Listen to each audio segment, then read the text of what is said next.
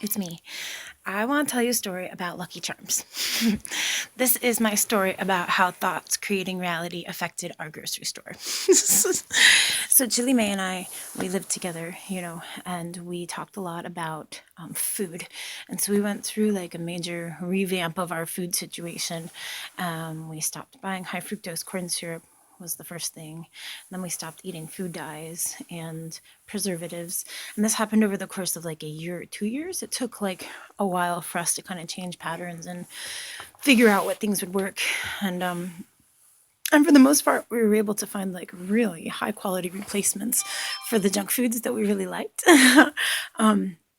But every once in a while, we'd be walking through the grocery store at Walmart or something, and one of us would pick up like a package of Oreos and just sort of eye the package of Oreos, like, and then I turned it around, and especially at the Family Dollar, because there's like not so much food there that's good. And we had a Family Dollar right near where we lived. It's like turning over and reading the ingredients on the package, and it's like, okay, sugar, it's not the best, but it's okay. Okay, this, that, okay, that's all right. And then there's preservatives, and there's dyes, and there's colors, or whatever it is. And so I would have to put it back. But if I could find one where it was just like one preservative, or it had like sugar but it didn't have the food dyes, I would sort of like pick the best possible thing I could, you know. But one of the things that Chili May really wanted was Lucky Charms.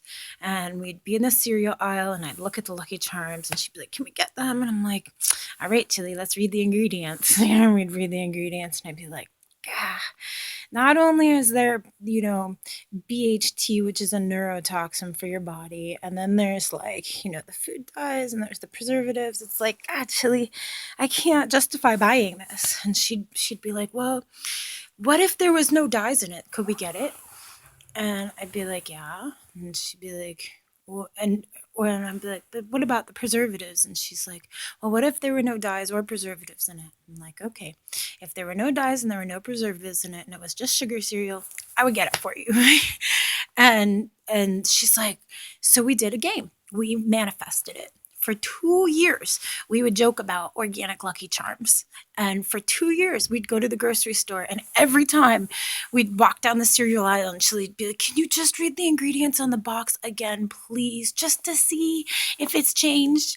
And I'd look, and high fructose corn syrup. That's the other thing that I don't know if it's in cereal, but it's awful. And then one day at our grocery store, they started carrying this cereal, which they never had carried before. Mallow oats. It's not organic, but it's pretty darn acceptable in comparison to actual Lucky Charms.